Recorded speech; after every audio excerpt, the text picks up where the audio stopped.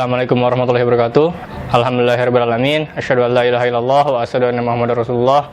Allahumma shalli ala Muhammad wa ala ali Muhammad kama shallaita ala Ibrahim wa ala ali Ibrahim innaka Hamidum Majid. Wa barik ala Muhammad wa ala ali Muhammad kama barakta ala Ibrahim wa ala ali Ibrahim innaka Hamidum Majid. Pada kesempatan ini saya hendak berbincang, bercerita tentang pengalaman saya di Dismasjid UI, pengalaman saya bersama mahasiswa UI membicarakan tentang seperti apa sebenarnya tantangan dakwah kampus sekarang ini. Tentu saja pembicaraan ini berlandaskan dari pengamatan selama kurang lebih dari tahun 2004 sampai sehari ini, bergelut di Masjid UI bersama teman-teman DIS tentang apa saja sebenarnya yang dihadapi mahasiswa Islam di UI dalam berdakwah ini.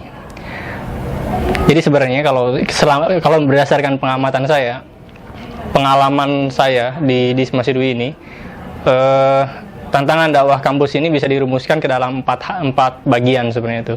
Pertama, ketika di kampus ini sekarang ini mahasiswa berhadapan dengan satu sistem pendidikan yang sangat materialistik. Yang kedua, ketika mahasiswa masuk ke kampus, ke banyak kampus di negeri kita, kampus-kampus ini sebenarnya sudah menganut satu sistem pemikiran, satu sistem kurikulum yang sekuler. Yang ketiga, kita berhadapan dengan satu kondisi di mana perkembangan ilmu fardu ain dan fardu kifayah di tengah mahasiswa-mahasiswa kita itu tidak seimbang. Kemudian persoalan yang keempat adalah hilangnya sensitivitas kultural, sensitivitas ekonomi, sensitivitas sosial, dan sensitivitas ilmiah dari mahasiswa Islam. Sebenarnya walaupun dibagi menjadi 4 bagian seperti ini, tapi satu sama lain sesungguhnya saling kait-mengkait. Persoalan pertama yang dihadapi oleh mahasiswa Islam di kampus adalah satu sistem pendidikan yang cenderung sangat materialistik. Secara sederhana hal itu bisa dilihat dari beberapa kalimat, misalnya kalau kita datang ke satu bimbel atau datang ke satu lembaga pendidikan sebelum masuk kampus, kita sering mendengar ungkapan-ungkapan seperti pendidikan adalah investasi atau hal-hal yang semacam itu. Saya kira hal-hal semacam ini sudah mendidik mahasiswa atau calon mahasiswa untuk memandang pendidikan adalah sebagai sesuatu yang sangat materialistik gitu. Dan jadi tujuan orang datang ke kampus, tujuan orang ikut kuliah, tujuan orang masuk kampus untuk melakukan satu situasi pendidikan, itu tujuannya tidak lagi tujuan-tujuan yang murni, tapi lebih kepada tujuan-tujuan yang sangat materialistik. Orang masuk ke kampus kemudian melaksanakan pendidikan di sana dengan tujuan untuk mencari gelar, untuk mudah dapat kerja. Kemudian hal-hal materialis seperti itu. Ketika masuk ke kampus itu biayanya sangat mahal. Orang harus membayar sekian juta, sekian puluh juta ketika akan misalnya masuk UI atau masuk universitas lain. Ada satu pertanyaan gitu kan, ketika masuk mahal gitu kan, apa yang akan didapat gitu kan. Nah, sistem seperti ini meniscayakan tujuan-tujuan pendidikan itu menjadi sangat materialistik. Orang kadang-kadang ingin cepat selesai kuliah karena pengen cepat dapat kerja, cepat dapat uang, cepat kaya, cepat terkenal, atau cepat berkuasa. Itu tujuan-tujuan yang sangat materialistik di kita. Tentu saja ini berbeda dengan tujuan-tujuan pendidikan dalam Islam gitu kan. Islam ketika ilmu itu dalam Islam tentu saja bukan satu lencana yang harus dipamerkan, yang harus diperlihatkan atau ditunjukkan kepada banyak orang. Tapi ilmu adalah sesuatu yang harusnya mengantarkan seseorang mengenal dirinya dan kemudian lebih jauh lagi mengenal Tuhannya gitu. Seperti itu yang seharusnya dilakukan oleh mahasiswa Islam atau umat Islam secara umum. Tapi pada sistem pendidikan yang seperti ini, akhirnya tujuan-tujuan pendidikan itu melenceng kepada arah-arah yang materialistik, ke arah-arah yang lebih bendawi seperti itulah. Hasilnya adalah motivasi atau tujuan orang mencari ilmu yang salah ini menghasilkan tindakan-tindakan yang salah juga terhadap ilmu. Banyak orang yang belajar hanya sebentar gitu kan, hanya untuk mendapatkan gelar atau ikut seminar untuk sertifikat dalam hal-hal yang lebih kecil lagi, untuk ikut daurah untuk dapat sertifikat, untuk supaya dapat CV yang panjang gitu kan, sudah melakukan ini. Tapi esensi keilmuannya sendiri, inti belajarnya sendiri tidak didalami, tidak mengambil yang pokok gitu kan, tapi yang aksidental, yang sifat-sifatnya saja yang diambil gitu. Kemudian persoalan yang kedua adalah kurikulum pendidikan yang sebenarnya ada di banyak perguruan tinggi itu adalah suatu kurikulum yang sekuler. Jadi tatanan keilmuan yang ada di bermacam universitas ini adalah tatanan keilmuan yang memang benar-benar tidak ada dipisahkan secara keras dengan wahyu misalnya itu. Jadi ada sangat terpisah antara kebenaran wahyu, antara kebenaran agama dan kebenaran ilmu pengetahuan, kebenaran ilmiah. Jadi kita sebagai seorang muslim sebenarnya di kehidupan akademis kita berhadapan dengan dua kebenaran agama kita dan kebenaran akademis yang sampai saat ini sebenarnya di kampus, terutama di kampus-kampus umum, belum tercipta satu penghubung antara kebenaran agama kita dengan kebenaran ilmiah yang diajarkan di kampus. Misalnya kalau kita bertanya, di mana tempat Tuhan dalam fisika, di mana tempat Tuhan dalam sosiologi, di mana tempat Tuhan dalam sastra, dalam bahasa, atau di mana tempat Tuhan di dalam ilmu-ilmu yang lain gitu kan, itu tidak terjawab karena memang dipisahkan secara keras dari kurikulum pendidikan kita itu. Jadi tidak ada tempat untuk agama di tatanan keilmuan yang dibangun di perguruan tinggi sampai saat ini.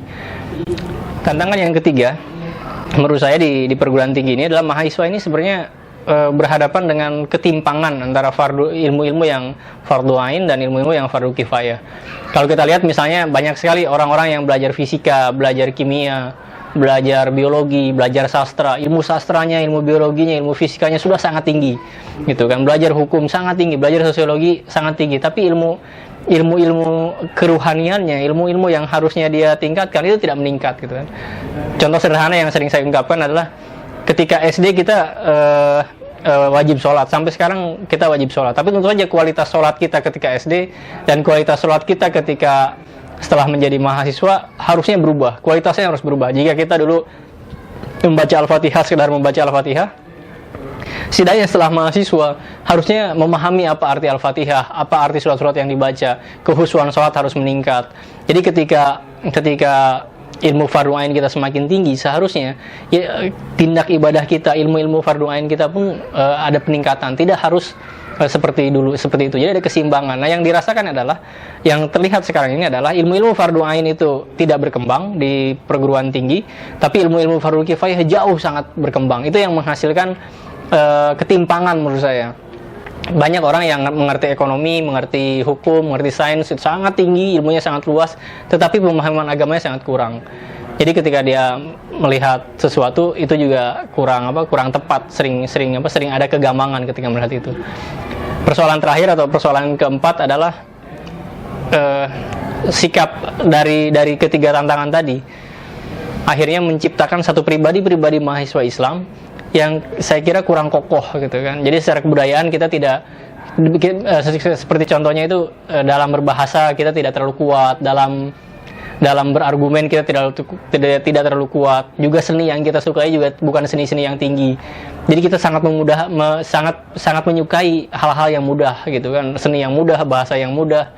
Kita tidak suka yang rumit, gitu kan. Kita semuanya mau serba instan. Itu saya kira kompleksitas kehidupan kampus yang ada sekarang ini, tantangan dakwah yang ada sekarang ini, dan itu yang harus dihadapi oleh mahasiswa Islam secara bersama-sama, dan harus ditelaah baik yang pertama, yang kedua, yang ketiga, dan yang keempat itu, hingga akan tercipta satu gerakan dakwah yang kokoh, yang mampu mengatasi persoalan-persoalan kampus, bukan sekedar persoalan akhlak, persoalan lain-lain lah. Itu juga persoalan, tapi persoalan di tingkat yang lebih tinggi ini, yang persoalan yang saya kira persoalan di tingkat epistemik, itu juga harus coba diselesaikan oleh mahasiswa-mahasiswa. Sekarang itu di kampus-kampus sekarang ini, saya kira patut untuk dilakukan kajian-kajian yang lebih serius, kajian-kajian yang lebih tinggi tentang Islam. Jadi kita tidak hanya membahas tentang akhlak, tentang ibadah, tentang kehidupan sehari-hari, tentang saum, tentang sholat, itu semua tentu penting. Tapi penting juga untuk meningkatkan kefahaman Islam kita. Saya kira saatnya di dunia pendidikan, di lembaga-lembaga dakwah kampus di perguruan tinggi, itu kemudian mengembangkan semacam kajian-kajian filosofis tentang Islam. Kita harus mengkaji bagaimana pandangan-pandangan Imam Asy'ari, bagaimana pandangan-pandangan Imam Al-Ghazali, bagaimana pandangan-pandangan Imam Syafi'i tentang berbagai persoalan. Bagaimana persoalan, sebagai contoh, bagaimana persoalan antara zat dan sifat Allah itu dalam kacamata Imam Asy'ari bisa dibahas di dunia pendidikan. Itu tentu akan mengimbangi persoalan-persoalan yang ada di kampus, materialisme pendidikan, sekularisasi kurikulum, dan ilmu varian dan fardu kifayah yang tidak seimbang. Dengan pembahasan Islam di tingkat yang lebih filosofis, saya kira akan hadir pribadi-pribadi Muslim yang memiliki kekukuhan dalam pandangan Islamnya, dan di sisi lain ilmu-ilmu yang dia pelajari pun sangat tinggi. Dengan begitu, kita akan melihat seorang pribadi Muslim yang menguasai ilmu fardu kifayah seperti politik, ekonomi, dan lain sebagainya, juga menguasai ilmu fardu ain dengan kokoh. Pribadi Muslim seperti itu tentu akan memberikan banyak manfaat kepada umat. Demikian paparan singkat kami tentang tantangan dakwah di kampus pada masa kini. Semoga pembahasan ini dapat bermanfaat. Terima kasih. Assalamualaikum warahmatullahi wabarakatuh.